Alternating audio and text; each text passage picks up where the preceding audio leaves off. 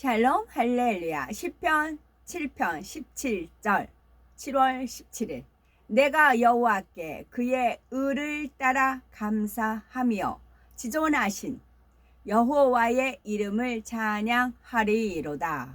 아멘. 제목은 감사의 마음입니다. 시편 7편 17절을 보면 내가 여호와의 의를 따라 감사하며 지극히 높으신 여호와의 이름을 찬양하리로다 했습니다. 사랑의 하나님 아버지께서는 자녀들에게 항상 좋은 거 주기를 원하십니다. 우리가 빛 가운데 행하며 그 은혜와 사랑 가운데 거할 때 감사와 찬양이 끊이지 않는 삶을 살 수가 있지요. 감사의 분야가 있습니다. 각각의 분야를 증거할 때마다 더욱 진한 감사의 향으로 아버지 하나님께 올려드리는 우리가 되시고, 그 마음의 향을 기뻐 받으신 아버지 하나님께서 우리의 영혼에, 가정에, 일터에, 사업터에 은혜와 축복이 더했으면 좋겠지요. 우리에게 주신 감사의 조건 첫째는 삶의 의미를 찾게 하셨다는 것입니다.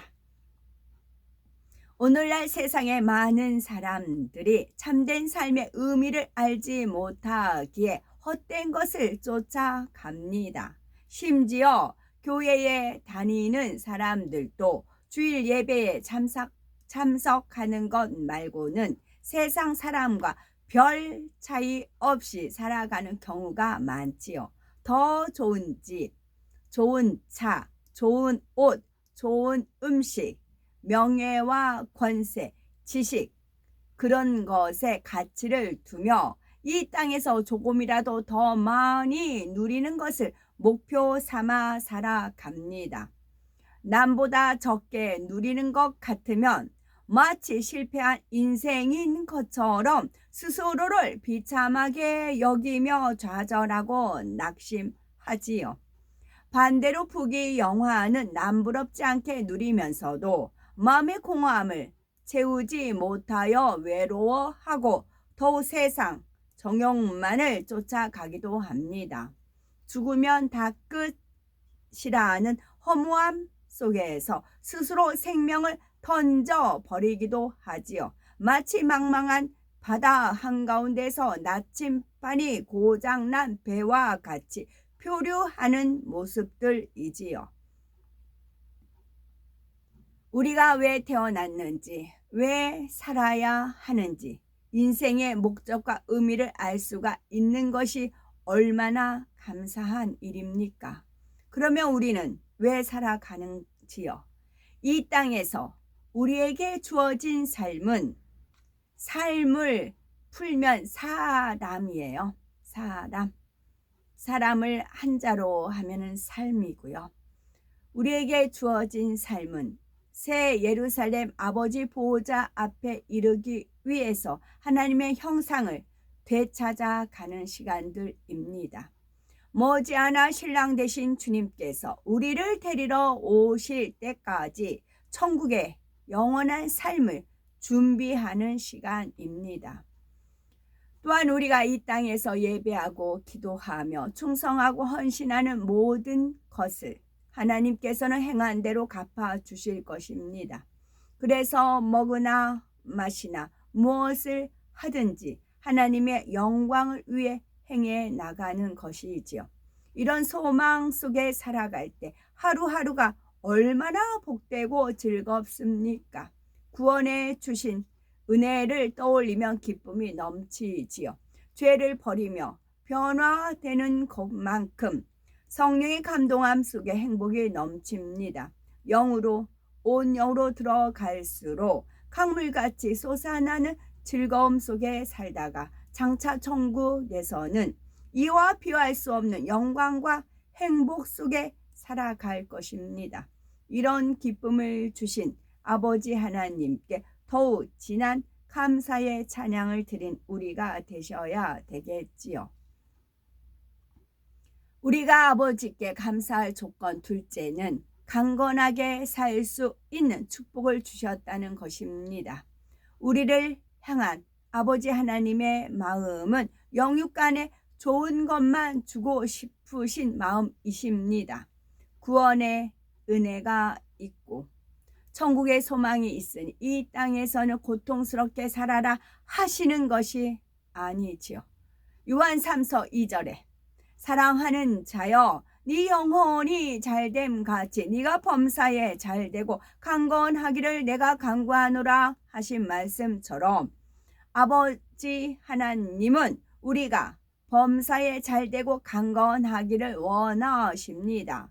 그래서 우리의 행복을 위해서 우리의 영혼이 잘 될 수 있는 방법을 끊임없이 알려주시지요. 출애굽기 15장 26절에 가라사대 너희가 너희 하나님 나 여호와의 말을 청종하고 나의 보기에 의를 행하며 내 계명에 귀를 기울이며 내 모든 규례를 지키면 내가 애굽 사람에게 내린 모든 질병의 하나도 너희에게 내리지 아니하리니 나는 너희를 치료하는 여호와임이니라 하셨지요. 하나님께서 보시기에 의를 행하는 사람, 곧 진리 안에 거하면서 날마다 아버지 하나님의 형상을 찾아가는 분들이라면 성령 충만함을 잃지 않습니다.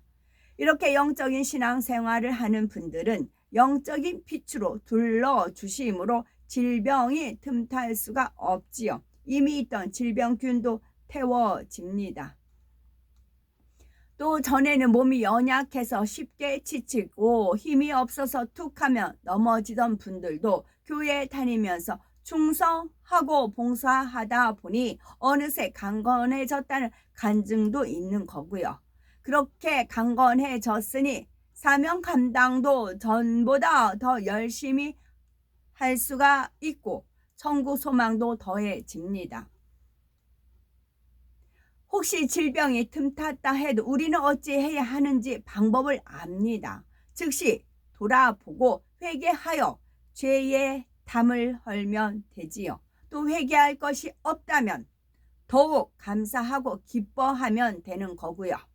아버지 하나님을 기쁘시게 해드리는 믿음을 내보이면 어떤 중한 질병이나 연약함도 전능하신 하나님, 치료하시는 하나님께서 책임지고 고쳐주십니다. 이렇게 살아계신 하나님을 만나고 체험할 때 전보다 더 큰 믿음으로 성장합니다. 질병만이 아니라 인생 어떤 문제라도 전능하신 하나님을 믿고 의지할 수 있는 영적인 믿음이 점점 더 커지는 것입니다. 이처럼 질병도 그 밖에 어떤 문제도 해결해 주시는 하나님, 우리에게 행복만 주시는 하나님께 더욱 감사드린 우리가 되셔야 되겠지요. 우리가 아버지 하나님께 감사할 조건은 셋째는 새 예루살렘의 축복을 주신 것입니다. 마태복음 11장 12절에 세례 요한의 때부터 지금까지 천국은 침노를 당하나니 침노하는 자는 빼앗느니라 하셨습니다. 우리가 주님을 영접하여 구원을 얻었으면 그 다음에는 천국을 침노에 들어가야 합니다. 낙원에서 1천층, 2천층, 3천층 마침내 새 예루살렘까지 부지런히 침노에 들어가야 하지요. 어떻게 침노합니까? 행함으로 짓는 죄는 물론이요, 마음과 생각으로 짓는 죄도 벗어버려야 합니다. 결국은 마음에 있는 죄성까지도 뽑아내고 성결을 이루어야 하지요. 곧 온 집에 충성합니다. 죄가 없는 것이 힘이고 능력입니다. 죄가 없는 것이 힘이고 능력입니다. 그러나 많은 사람들이 성경을 읽어도 이런 영적인 말씀의 의미를 깨닫지 못하고 하나님의 뜻을 분별하지 못합니다.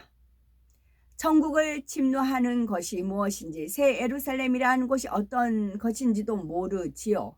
낙원이나 셋째 하늘이나 새 예루살렘이나 이런 표현들이 나와도 다 똑같은 천국을 말하는 것이겠지 막연하게 짐작할 뿐입니다. 죄성을 뽑고 성결된다는 개념조차 없으니 성결을 이루고자 노력할 수도 없지요.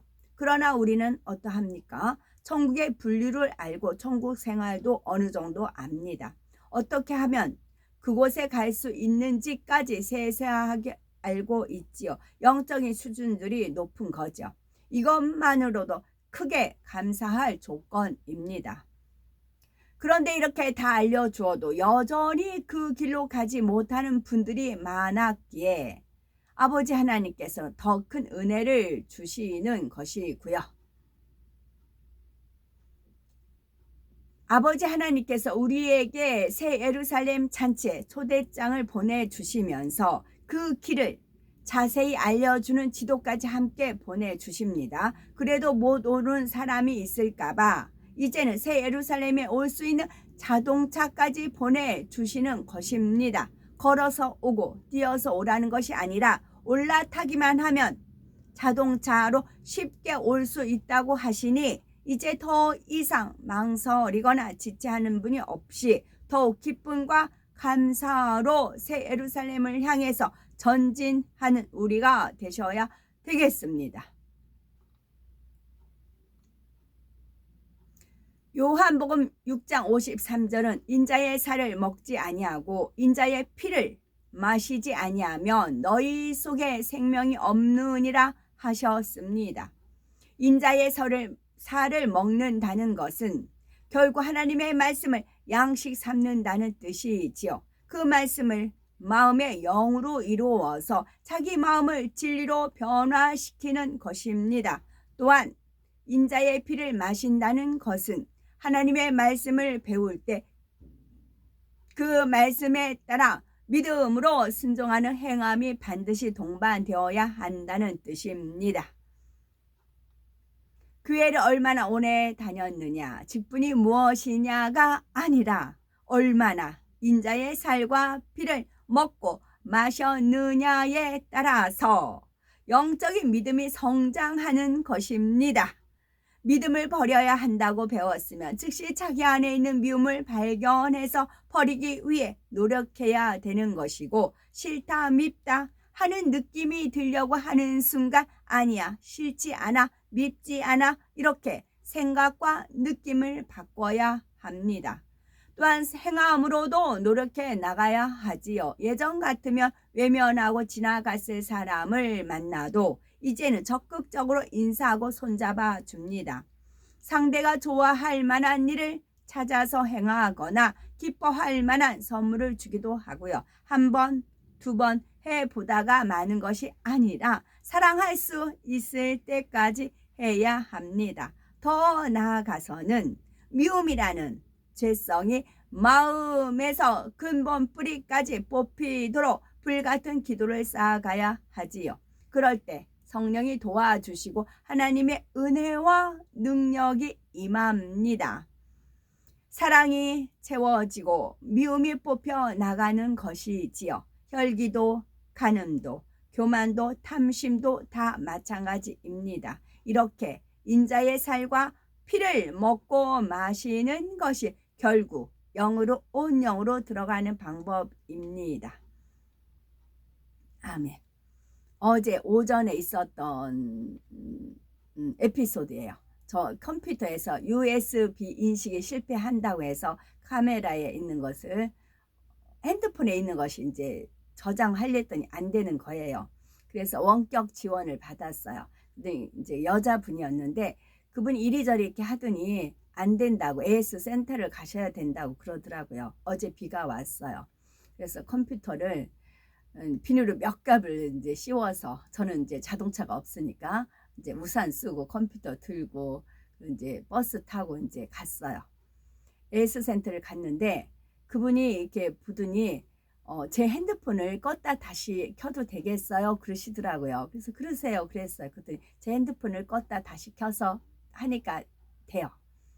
그러니까 핸드폰에서 이제 너무 과열이 됐었나 봐요. 그거를 껐다 키니까 간단해요. 그래서 다시 끙끙거리고 가지고 왔어요. 그래서 이거를 왜 이런 일이 있었을까? 이제 그런 생각이 들었어요. 그러다가 딱 주님께서 떠올려 주신 것이 있었습니다. 그것은 뭐였냐면 컴퓨터 환경이었어요. 컴퓨터 환경을 그 여자분은 원격 지원하니까 본 거였고, 또 AS 센터 그 선생님도 제 컴퓨터 자체를 이제 모니터 안에 그 화면 안에 모니터라고 하나 거기에 다 들어있거든요. 모니터만 갖고 가면 되는 거였어요. 본체 따로 있고 그렇지 않아요. 그걸 제 컴퓨터 환경을 다 이제 보신 거예요. 무엇을 보셨냐면 저희 컴퓨터 배경 화면이 주님이 휴거하는 영광의 구름에 둘러싸여 있는, 제가 이거 끝나고 다시 한번 올려볼게요. 그 그림이었어요. 이 또 기사님 역시 마찬가지 그 환경을 본 겁니다.